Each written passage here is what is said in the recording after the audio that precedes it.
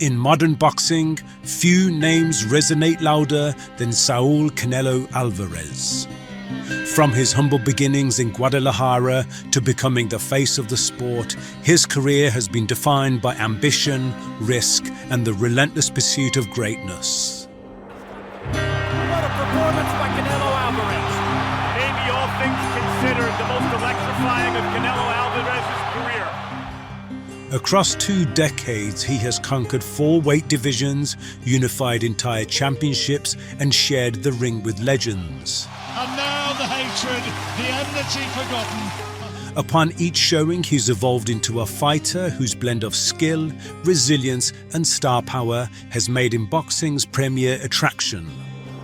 He has never been hit by a guy with this kind of power.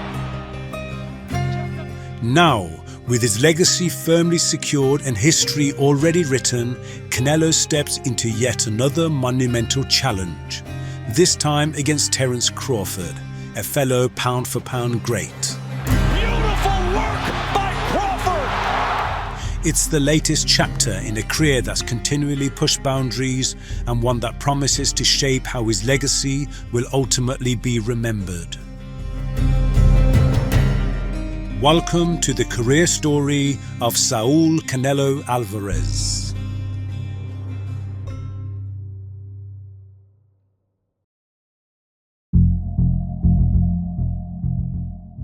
Saul Alvarez was born in Guadalajara, Mexico, the youngest of 8 children, 7 of them boys who would all go on to become professional boxers. Saul, however, was the most unique. A red-haired Mexican child nicknamed Canelo, he became an easy target for bullying. And when he started fighting back, his natural gift with his fists became clear. In a nation where fighters are bred tough and early, Canelo turned professional at just 15. El Canelo Alvarez! Over the next 4 years, he built an astonishing undefeated 31-fight record, capturing the imagination of Mexican fans who believed they were witnessing their nation's next great champion. Alvarez, a budding star in Mexico, is already in the Guinness Book of World Records. His introduction to the American mainstream came in May of 2010 on the undercard of Floyd Mayweather versus Shane Mosley. We're seeing one now. Beautiful right hand right over the top. There, a real promotional push began, with Canelo's unique look and fan-friendly style marking him as a potential star. And Tony Weeks is going to stop it right there. Maybe we have seen a piece of the future.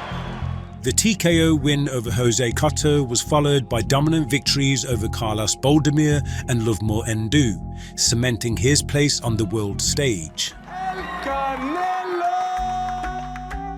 With confidence in his potential, Canelo was quickly pushed into world title contention. And Canelo Alvarez is trying to keep this incredible momentum that he's built up going. In March 2011, he outclassed Matthew Hatton over 12 rounds to capture the vacant WBC light middleweight championship, his first world title at just 20 years old.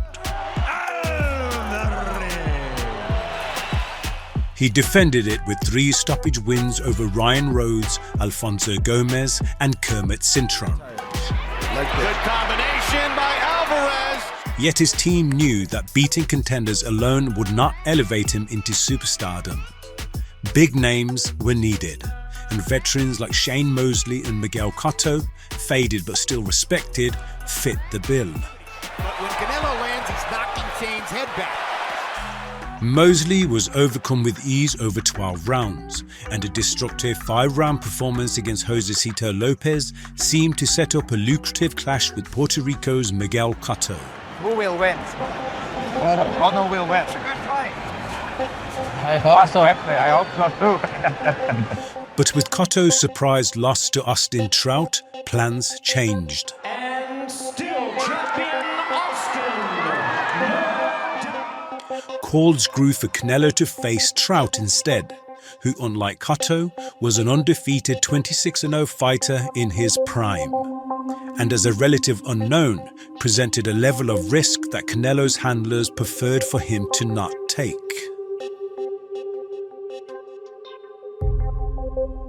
Canelo, however, knew the level of respect he would earn should he succeed.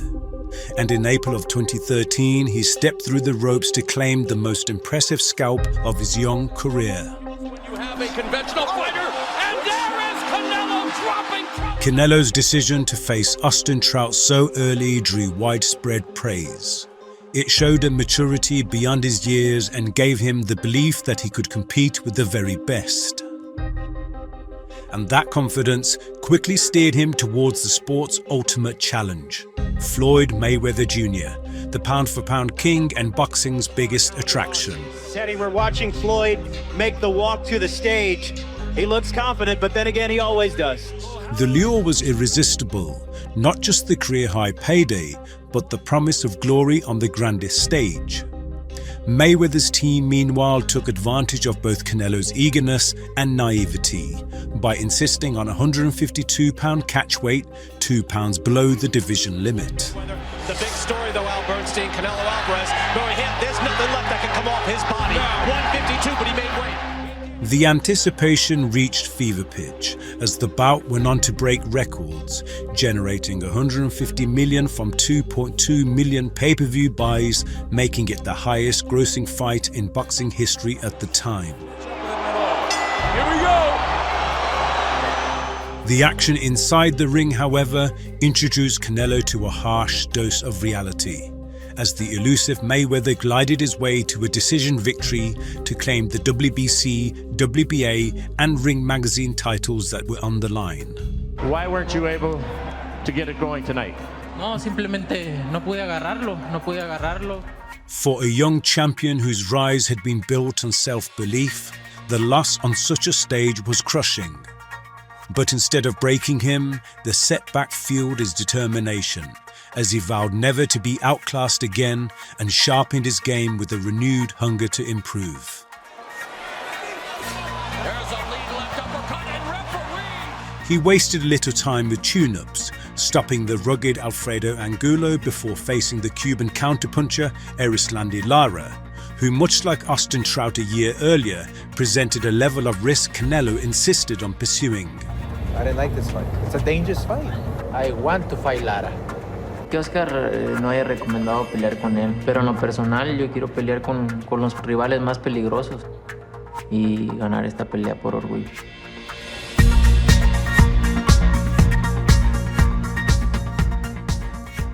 The tricky southpaw was an expert counterpuncher whose disengaging style had the potential to make Canelo relive some of the same difficulties he faced against Mayweather.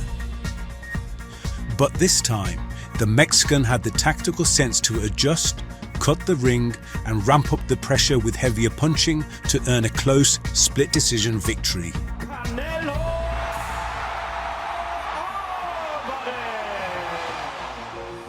The hard-fought win over Lara restored much of Canelo's reputation, and his march towards superstardom gathered pace. Physically, the photo. He rattled off 5 more victories, including a decision over Miguel Cotto for the WBC middleweight title, as well as an all-Mexican showdown with Julio Cesar Chavez Jr. Right uppercut continues to land. And with highlight reel knockouts of James Kirkland, Amir Khan, and Liam Smith, he reinforced his standing as both a dynamic boxer-puncher and one of the sport's most entertaining attractions.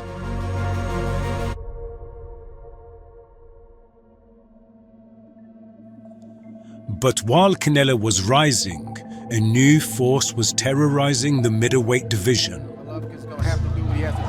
Like that. Gennady Triple G Golovkin, holder of the WBA and IBF titles, had also picked up the WBC belt Canelo vacated. Middleweight champion. Oh, big right there. Apart from the decision over Daniel Jacobs, Golovkin was on a merciless 23-fight knockout streak and widely regarded as the most dangerous puncher in boxing. The Kazakh represented exactly the kind of risk fans wanted Canelo to take. And after months of delays, the blockbuster clash finally came together in September 2017. Everyone is expecting a violent classic. Will Triple G and Canelo author the latest chapter in the glorious history of the middleweight championship of the world. In many ways, Golovkin became the measuring stick for both Canelo's lowest and highest moments. Their first encounter was difficult, with Golovkin appearing the stronger, more commanding fighter over 12 taxing rounds. Most expected his hand to be raised, but in a highly controversial decision, the fight was scored a draw. This is officially a draw. The backlash was fierce, with much of the criticism unfairly aimed at Canelo, and calls for an immediate rematch became impossible to ignore. Do you want a rematch, Canelo? Si la gente lo quiere, hacemos la revancha. If the people want it, yes. Yet just as the second fight neared, another twist deepened the rivalry. Canelo failed a drug test in camp, leading to a 6-month suspension. Golden Boy Promotions, Canelo's promoter, came out yesterday and blamed tainted Mexican meat for the positive test, saying... Even in his absence, anticipation for the rematch only grew. And after tense negotiations, the sequel was rescheduled exactly 1 year after their initial meeting. Just the fact that Golovkin is attacking Canelo's character. Canelo, he's had it. He's had it and he's fed up. Gone was the civility of the first build-up. In its place stood bitterness and resentment. Canelo, usually reserved, wore the weight of criticism openly. And when fight night arrived in Las Vegas, both men unleashed every ounce of that animosity. Unlike the first bout, Canelo pressed forward with aggression, determined to prove a point. Golovkin's had a lot more scoring shots in the third than he did in the second. Golovkin, relying on his jab and footwork, boxed off the back foot before rallying late to close strong. What unfolded was a war of staggering intensity, surpassing their original clash. They have appreciated every moment. But this time, the decision belonged to Canelo. Though razor thin on the scorecards, his victory was seen as earned, even by his detractors. And after a year of controversy and doubt, Canelo Alvarez finally secured the most defining win of his career.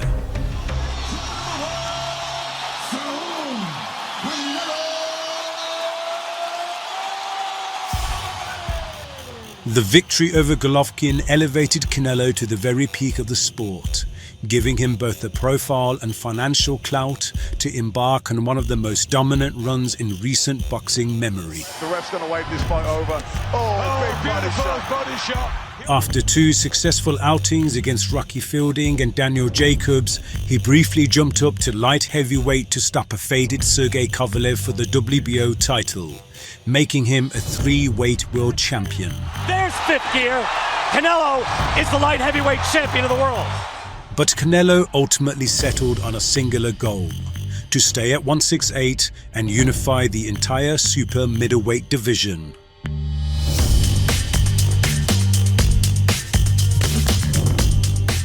His mission began against the most established champion, Callum Smith, whom he outclassed to claim the WBA and WBC titles. Canelo comes back and he is throwing much harder right now. Gets Callum Smith up on the ropes, lands a right hand.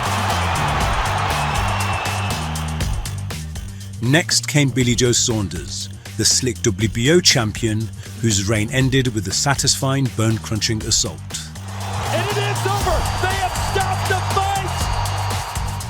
Finally, that left the IBF champion, Caleb Plant, a skilled southpaw who promised to halt Canelo's march to history. But across 11 rounds, Plant's resistance was gradually eroded before Canelo closed the show with a punishing finish. The fight's all over. Alvarez has done it. It took a long time to come, but when it came, he finished it quite brilliantly. The victory crowned him as the first 4-belt undisputed champion in super middleweight history, further solidifying his status as the sport's premier name.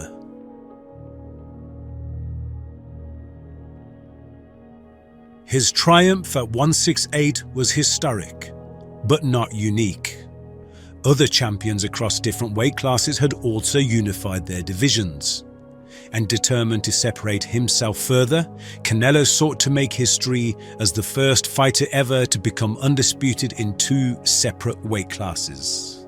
I'm really excited and I'm gonna prepare myself really good because this fight is gonna be really hard. To do so, he moved back up to light heavyweight to face the WBA champion Dmitry Bivol. Unknown to many American audiences, Bivol was a technically brilliant operator.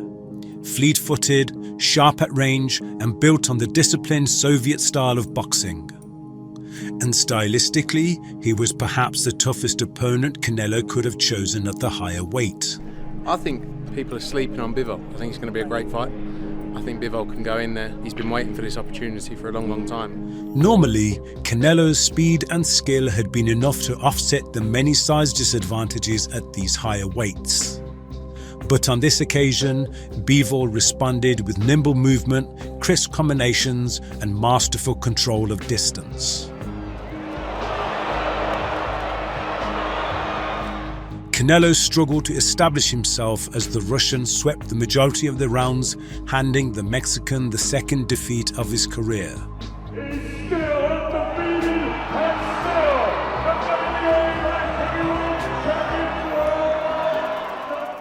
For 3 years, Canelo had seamlessly moved between 3 divisions, collecting belts in each. And although a rematch clause was available, his team advised him to return to super middleweight, where he already reigned undisputed and where the physical disadvantages were less pronounced. Back at 168 pounds, he resumed control. First came a decisive win over Gennady Golovkin to close out their trilogy, followed by dominant defenses against John Ryder, Jamal Charlo, Jaime Munguia, Edgar Berlanga, and William Sculls. Each ended in wide unanimous decisions, with Canelo rarely troubled. But it's only due to the Mexican's brilliance have his recent challenges appeared less threatening. Between his 2018 victory over Golovkin and his 2021 undisputed crowning against Caleb Plant, fans have grown accustomed to record-breaking performances against naturally larger opponents. Men with height and reach advantages across super middle and light heavy were dispatched by a fighter who began his rise as a welterweight. No shot, believe me. 1, 2, and down goes Yildirim. And even now, despite not recording a stoppage win in nearly 4 years, Canelo remains untouched. Across 3 entire divisions, no opponent has yet shown the tools to overcome his vast experience, exceptional ring IQ, and fight-changing power. Back and lands a big right. With his legacy already cemented, each passing year brings fewer blockbuster showdowns worthy of Canelo Alvarez. Yet for his next assignment, the Mexican great has accepted a peculiar challenge. Terence "Bud" Crawford, a switch-hitting genius and 4-division world champion in his own right. Unlike Canelo's recent opponents, Crawford is not relying on size or strength. Having spent most of his career in lighter divisions, his leap across nearly 3 weight classes forces him to depend on pure skill, timing, and nuance. And there's a right, and he goes down again. For Canelo, it presents a puzzle unlike any he has faced in years. One that may demand the full depth of his craft, reaching back to the sharper, more intricate tools that first secured his success at light middleweight. Conventional fighter, and there is Canelo. Oh, there it is, a 3rd time. And so, in a sport where true super fights have become rare, boxing once again finds itself on the cusp of something extraordinary.